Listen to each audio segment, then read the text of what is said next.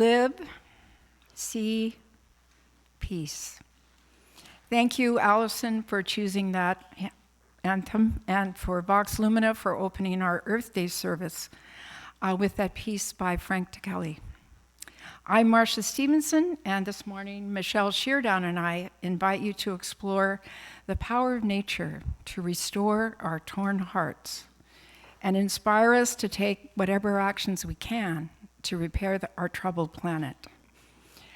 North Shore Unitarians is a community for everyone, no matter who you love, wherever your spiritual center rests, if anywhere at all, no matter where you find inspiration, and no matter what stage of life you're in. We meet together on the journey for greater depth, meaning, and purpose in our lives. Thank you, Marcia. Hello, everyone. I'm Michelle, and I feel so fortunate to be co-presenting this service with my friend Marcia. Today, we honor our Mother Earth. Earth Day got its start April 22nd, 1970, in the era of student anti-war protests and a rising public consciousness about air and water pollution. It's saddening that 56 years later, these same issues are still top of mind. Rest assured, though, this service is not about sadness, quite the opposite. It's our intention to focus on the future we want to save, not what has been lost. As we gather here in community, in relationship with one another and with the earth, as Unitarians and friends, we invite you to contemplate Earth Day and to reflect upon the seventh Unitarian Universalist principle, respect for the interdependent web of all existence of which we are a part. This interconnectedness is fundamental to an Indigenous worldview. And when Les George of the Tsleil-Waututh Nation was here at a service last spring, he said something about land acknowledgements that really struck me. Land acknowledgements became widespread in Canada following release of the Truth and Reconciliation Commission report. And he said, to have reconciliation, one needs truth. And for truth, one needs knowledge. So we know we are on land that was stewarded by Coast Salish nations for thousands of years before colonial arrival. And we are thankful for that stewardship. We also know that these lands and waters were abundant. They provided everything those first stewards required to meet their needs. And we know this is no longer the case. Knowing these truths may lead one towards reconciliation. But knowledge can also be gained through feelings and experiences. So my offering to you today, as part of the land acknowledgement, is an opportunity to experience the words of Ojibwe poet Richard Wagamese, however you may feel comfortable. So you may wish to simply listen, or let the words wash over you, or perhaps these words could form a grounding practice, something meditative as you start to hear more deeply. Maybe allow yourself to close your eyes or lower your gaze and feel gravity release your body, settle, sense your feet rooting down, connecting you to the earth. And try listening not only with your ears, but also leaning into the feeling of the words in your body and in the wisdom of your heart. Rachel Carson, visionary of the environmental movement, many of you will be familiar with her work from Silent Spring, which ultimately led to the banning of DDT, stated in her book, Sense of Wonder, it is not half so important to know as to feel. It's just so true. So hopefully you're feeling a little relaxed and receptive as I read from Wagamese's book, Embers. He writes, "Why am I alive?" And the old woman says, "Because everything else is." No, he says, I mean the purpose. And she says, that is the purpose, to learn about your relatives. My family, he asks. Yes, she says, the moon, rocks, stars, trees, plants, water, insects, birds, mammals, your whole family. Learn about that relationship, how you're moving through time and space together. That's why you're alive. From our very first breath, we are in relationship. With that indrawn draft of air, we become joined to everything that ever was, is, and ever will be. And when we exhale, we forge that relationship by virtue of the act of living. Our breath commingles with all breath, and we are part of everything. Relationships never end, they just change. In believing that lies the freedom to carry compassion, love, and respect into and through whatever changes. Thank you. May you please open your eyes if they were closed, or lift your gaze and breathe. I know I need a breath. May you feel alive in your body and mind, present here and in relationship with all that is. Let us sing together for the beauty of the earth. Hymn 21. Please rise as you are able.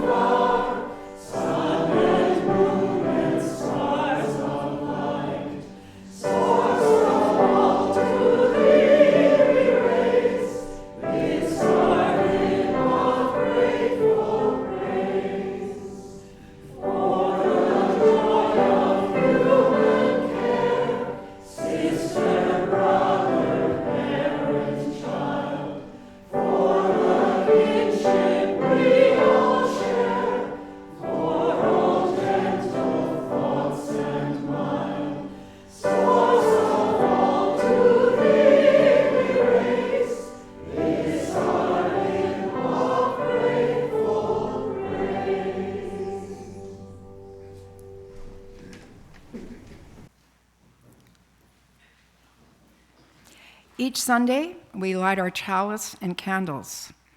Please join in the congregational response with the words you'll see on the screen while Michelle lights the chalice.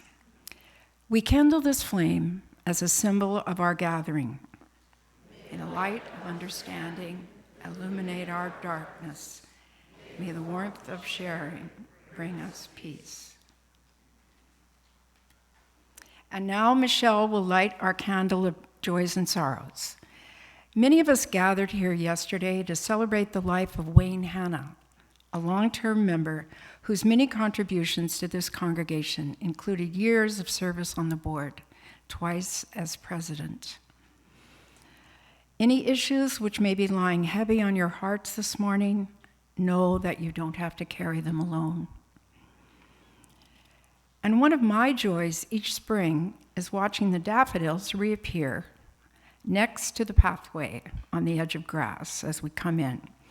They're almost finished now, but I'd like to thank Graham Nell for planting those bulbs and caring for our grounds for many years before he left the North Shore to retire in Powell River.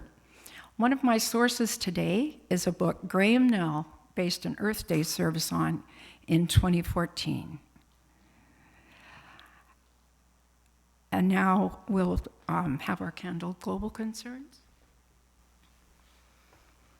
Marcia will light our candle.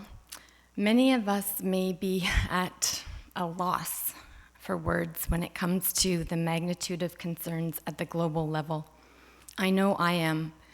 And I'm also struck by the fact that those who have done the least to cause the multitude of crises bearing down on us are often impacted the most.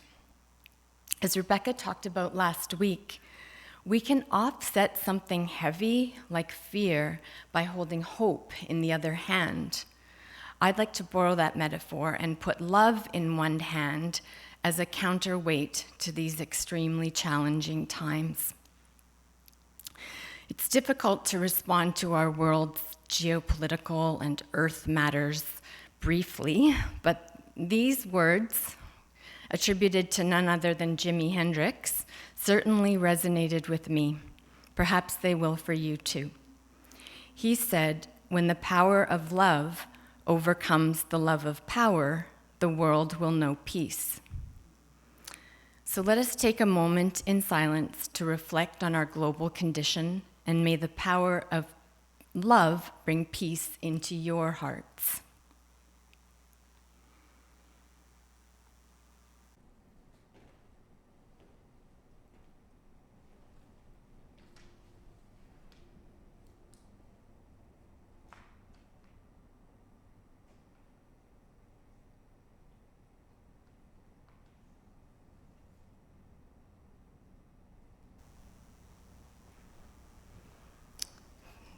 Thank you.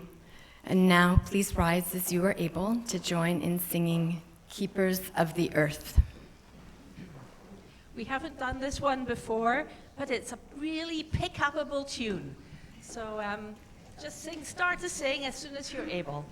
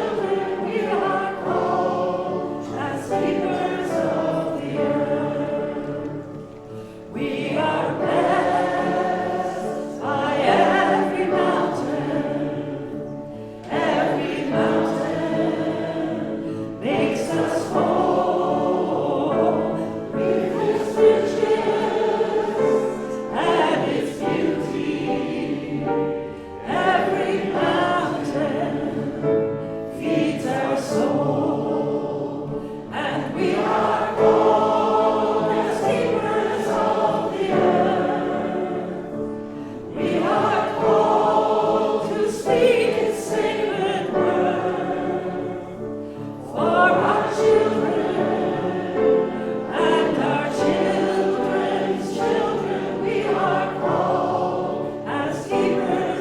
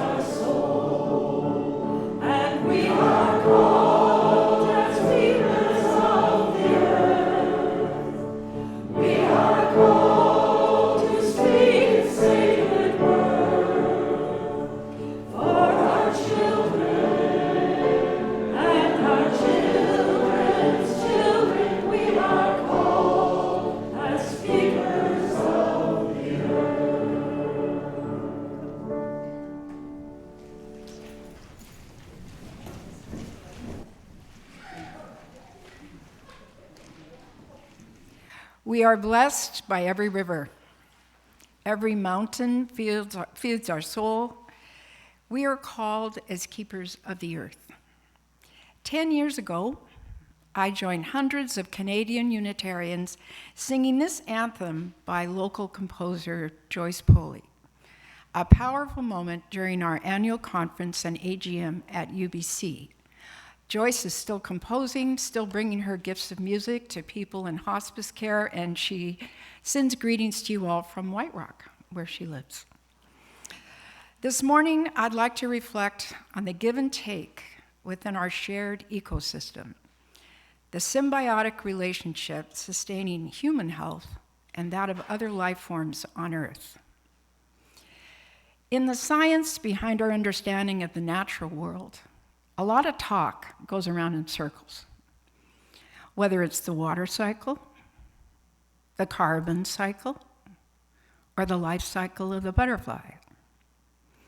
We use graphics to help our brains make sense of these vital processes. And if you really want to get technical about biochemistry, keeping us alive at the cellular level, have a look at the Krebs cycle. From the simple to the complex, cycles power life on Earth. And for those of us in the temperate zones, the annual round of changing seasons affecting our food supply shaped our ancestors' beliefs and sacred celebrations on themes of birth, death, and regeneration. That last word, regeneration, brings me to a key syllable I'd like to reflect upon, the two-letter Latin prefix re. Let's have a collective brainstorm in silent mode for a few seconds while the next image is projected, and see how many words might come to your mind, starting with re.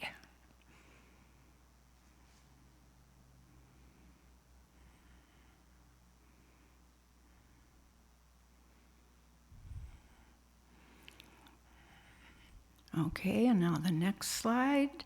See any of the ones that came to your head up there? A few familiar ones and maybe some others. In the English language, we have dozens of terms for starting over, pushing reset, making a change, and moving on to create something fresh. In the next few minutes, I'd like to share what I've learned from people who've studied our interrelationship with the natural world as a source of renewal in trying times. Buddhist teacher Joanna Macy, who died last year at the age of 96, developed a 4-stage model to describe a continuous healing and empowerment process she called the work that reconnects. This approach has inspired thousands of people in the environmental and disarmament movements who attended her workshops or read her books. Gratitude for what is, honoring our pain for the world, seeing with new eyes, and going forth. Rather than feeling stuck in a cycle that goes back to the same old starting point each time, in Joanna Macy's model, we enter each new circuit of the spiral with fresh insights based on our recent experience. At each stage in the process, one way to rebuild strength for action in challenging times is by returning to natural spaces.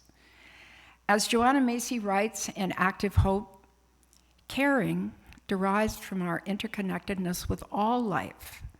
Seeing with new eyes reveals the wider web of resources available to us through our rootedness within a deeper ecological self.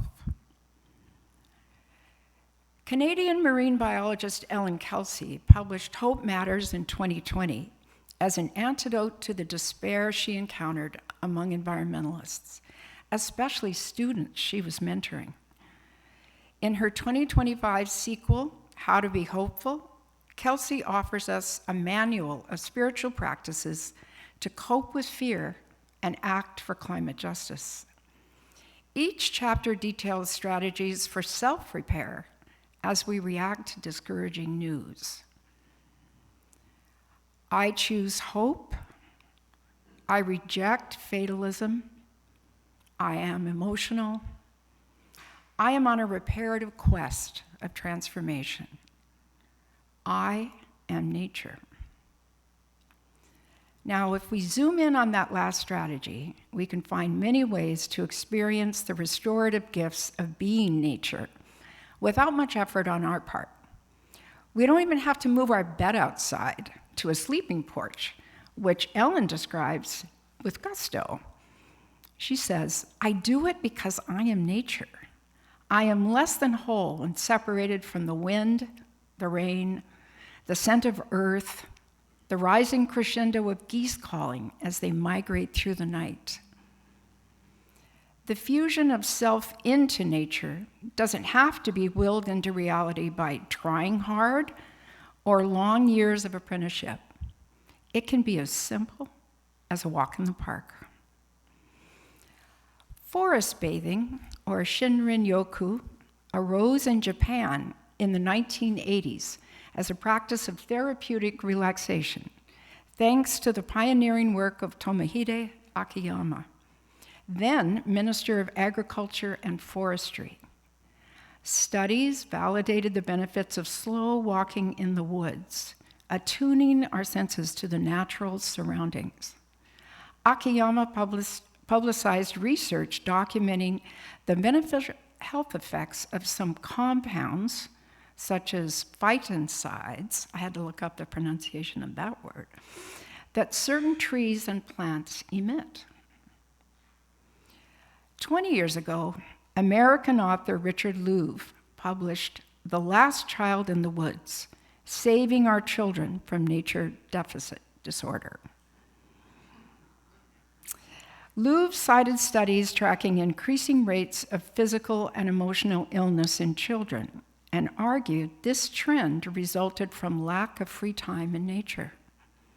Technology, overscheduling, and densification had increasingly reduced children's unstructured play in green spaces.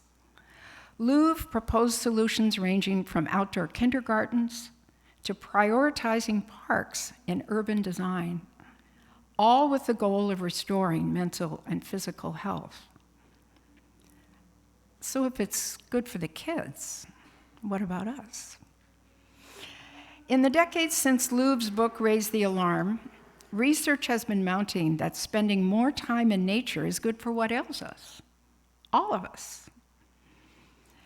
Last month, The Guardian reported on the success of Dose of Nature in the UK, an award-winning mental health charity led by former NHS psychologist Alison Greenwood. She's pictured here with one of her colleagues. Its mission is to help clients get outside and begin noticing nature to calm their minds and bodies. And it doesn't need to be a hike through isolated wilderness, according to Greenwood. Sitting on a local park bench can be just as effective. Dose of Nature, whose clients are referred by their GPs, is outperforming other standard prescribed therapies in assessments of its effectiveness. The success of a program like this is just one example of research documented in Dr. Mark Berman's 2024 book, Nature and the Mind, the science of how nature improves cognitive, physical, and social well-being. Chair of the psychology department at the University of Chicago, Berman has compiled a wealth of studies about the emerging field of environmental neuroscience. Dr. Berman suggests that one reason nature has such a positive effect on us is due to its physical properties, particularly its curved lines and fractals. The meandering of a river, ragged edge of a cliff face, or the swirls in a tide pool may be easier for our minds to process than the straight edges of a skyscraper. That might give our brains a rest, and that's why we might see these benefits, he recently told the New York Times. And closer to home, doctors and therapists in Canada are leading the way. The Canadian Psychological Association posts a fact sheet extolling the benefits of nature exposure on its website. Dr. Melissa Lem, past president of the Canadian Association of Physicians for the Environment, or CAPE, has been a central figure in the founding of PARCS. Now, you might not be able to see those last two letters in the upper left-hand corner, but that's RX. So it's PARCS. This collaboration between healthcare professionals and the BC Parks Foundation is guided by research suggesting that spending as little as 2 hours in nature each week can improve physical and mental health. Parks offers patients and practitioners guidance on how to prescribe and log outdoor sessions. Nature and Forest Therapy Canada is another organization connecting patients and guides countrywide. These modern initiatives should come as no surprise to us Unitarians, whose transcendentalist predecessors, such as Thoreau and Emerson, lifted up the wisdom they found by going into the woods. Or that in this century, Unitarian ministers wrote essays on gardening, recycling, and voluntary simplicity for an anthology entitled Everyday Spiritual Practice, Simple Pathways for Enriching Your Life. Thanks to all the visionaries whose words capture those epiphanies that lift us out of the ordinary in new ways of being. One of those was William Butler Yeats, when he found himself in Dublin and wished he was somewhere else. So I would like to invite Vox Lumina to join me in a choral rendition of the Lake Isle of Innisfree.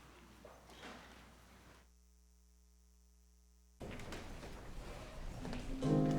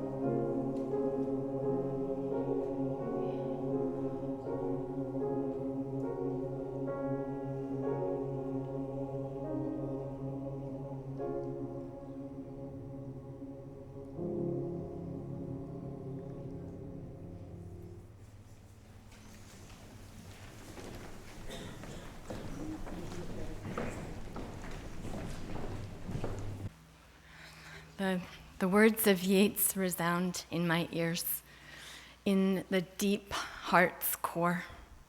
For the poet, these words signify a profound internal connection, one that doesn't stop when he's on the roadway or the pavement's gray. It's a connection rooted in the heart's core, rooted in love. It's the connection to nature. At our very essence, we are nature. And I think we know this intrinsically. And if we tap into it, we can feel that connection in our own heart's core. I feel it. I love this amazing, resourceful, generous, and yes, hurting earth. My heart aches for her.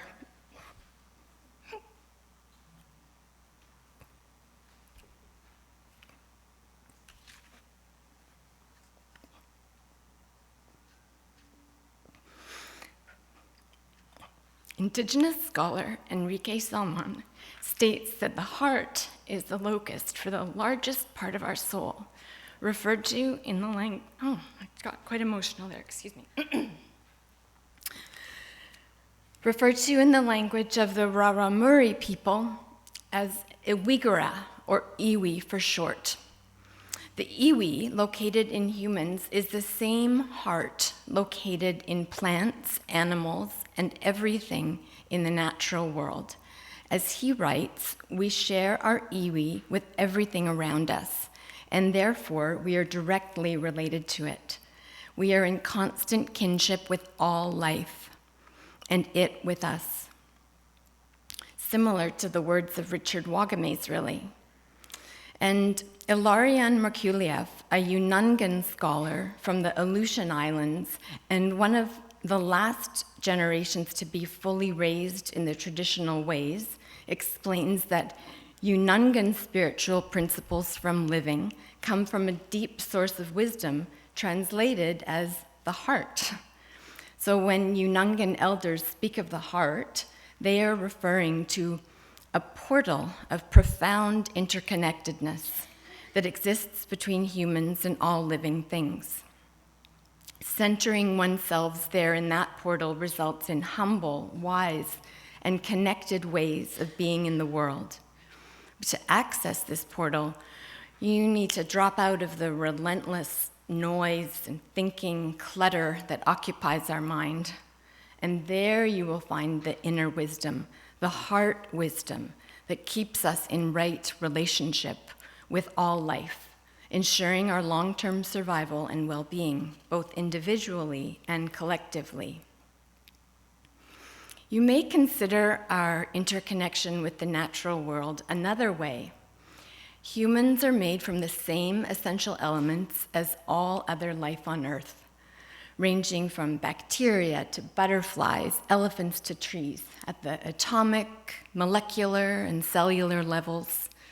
Humans also share fundamental commonalities with the non-living world, things geological, cosmological, mineral, the entirety of Earth being made from star stuff, as Carl Sagan would say. We truly are nature in every sense of the word, and our heart knows it. In a recent podcast, scientist Robin Wall-Kimmerer, an academic, author of Braiding Sweetgrass and more recently The Serviceberry, spoke of a shift from learning about nature to learning from it. When we look around at the outcomes of our ways and the harms we have created on the land, she says, it's not the land that's broken, it's our relationship to land. Kimmerer goes on to tell the story of a recent graduate seminar discussion, and her words were falling somewhat flat with the students. And she decided to ask a question. What would it be like if we understand that the land loves us back? We wouldn't inflict these harms if we knew the world loved us. And the whole energy in the room changed. What followed was a deep and generative discussion. How do we know that the land loves us? And how does that change our relationship? Are there concrete ways, evidence, proof that the land loves us?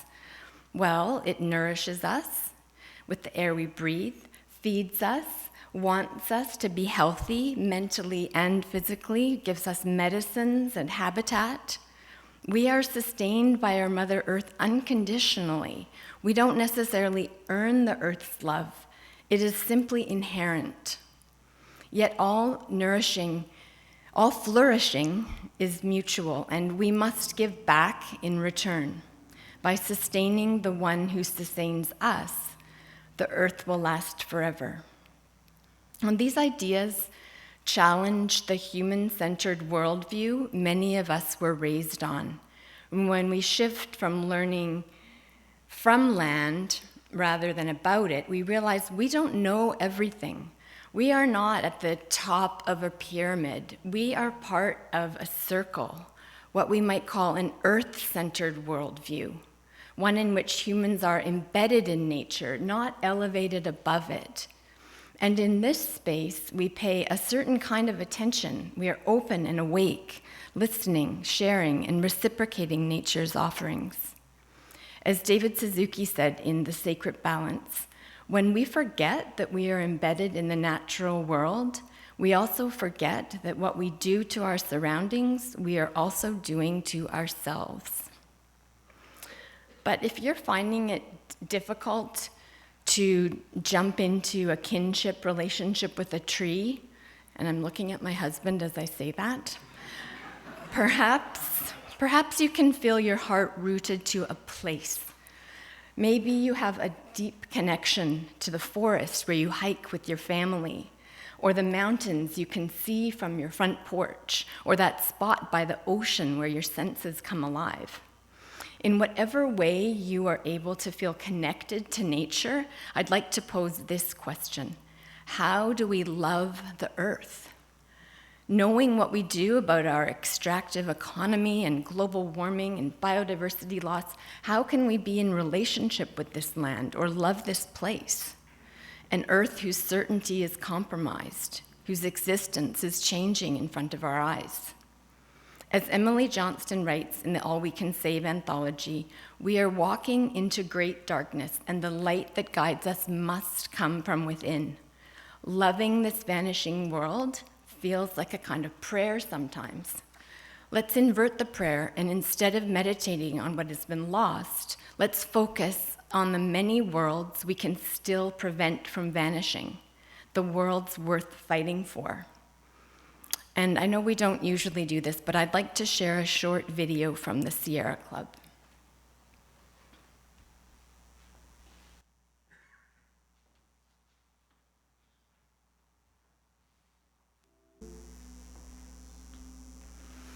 Powerful, right? I get teary sometimes when I've seen that before.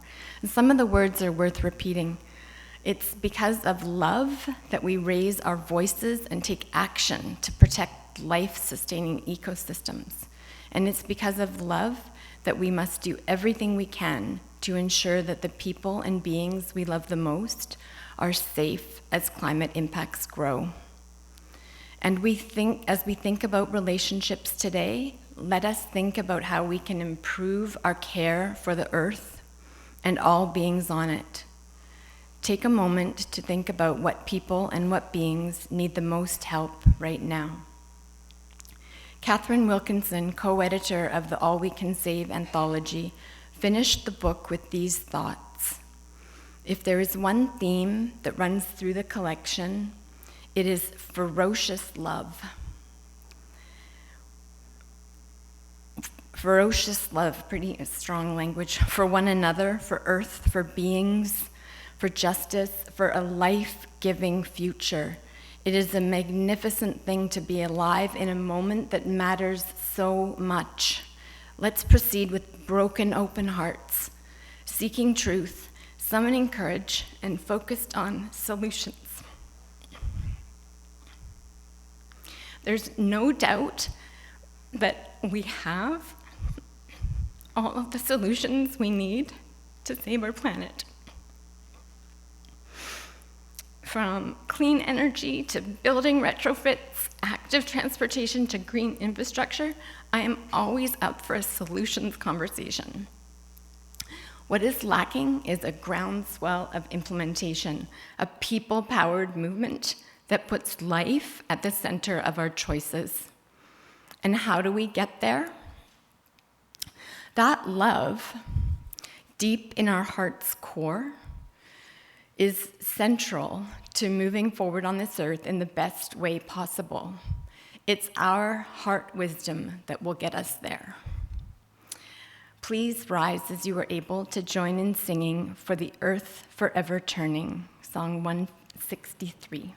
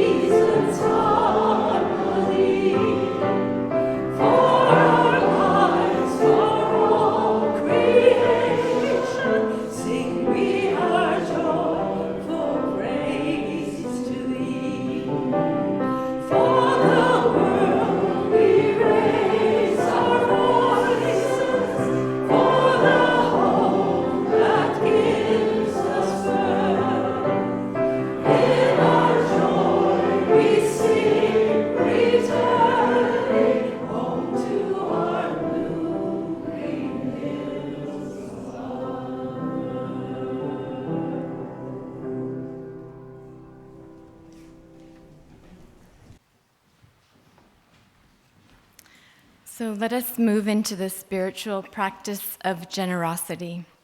A few words about our collection today. Designated funds in our collection plate go directly to local nonprofits that are community-minded and align with our values. This month, we're supporting the Pacific Salmon Foundation, an independent leader in conservation, restoration, and enhancement of Pacific salmon and their ecosystems through strategic partnerships and use of resources.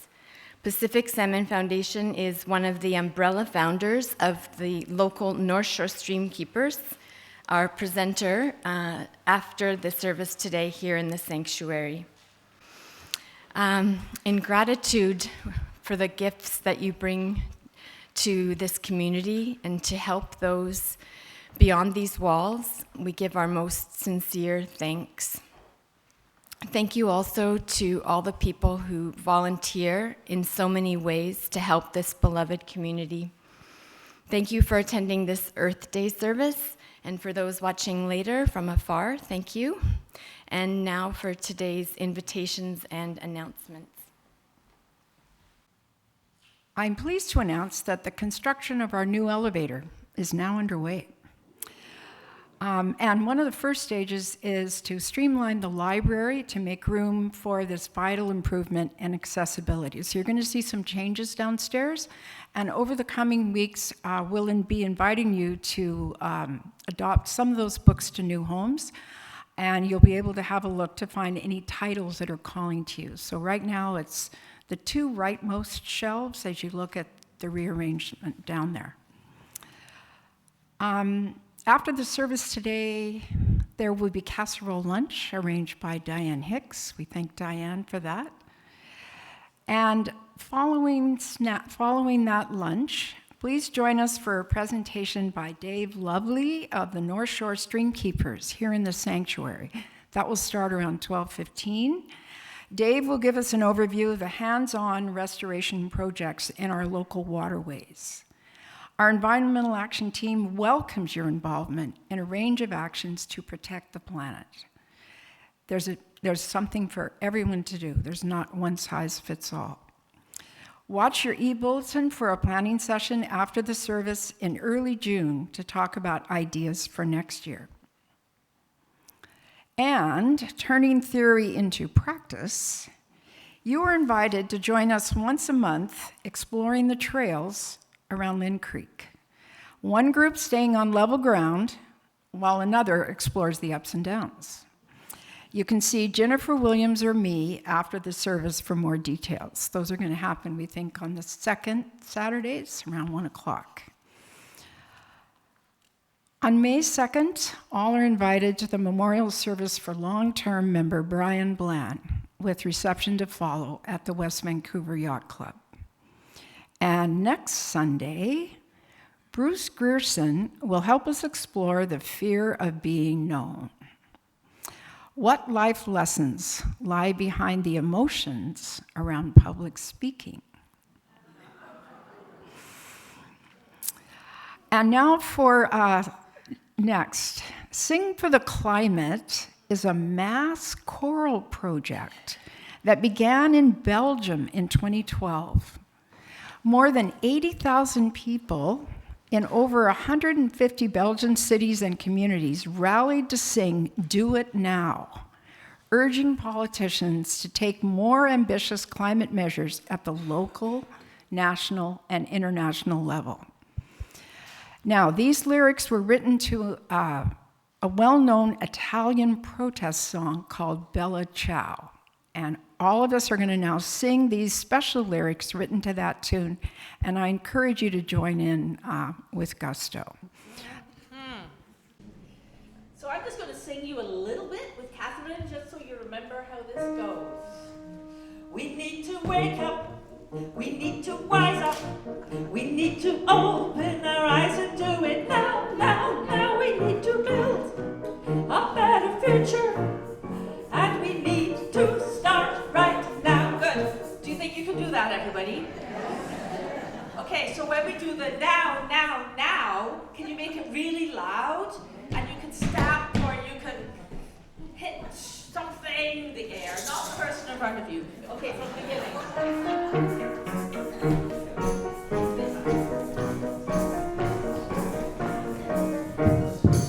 We need to wake up. We need to wise up. We need to open our eyes and do it now, now, now. We need to build a better future.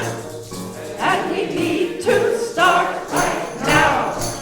We run a planet that has a problem.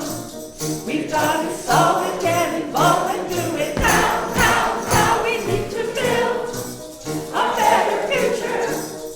And we need to start right now. Make it greener, make it greener, make it greener, make it cleaner, make it bright, make it bright, do it now, now, now. We need to build a better future, and we need to start right now. Not yet. Now. No point in waiting or hesitating. We must get wise, do it now, do it now, now, now. We need to build a better future, and we need to start right now. We're on a planet that has a problem. We got to solve it, get involved and do it now, now, now. We need to build a better future.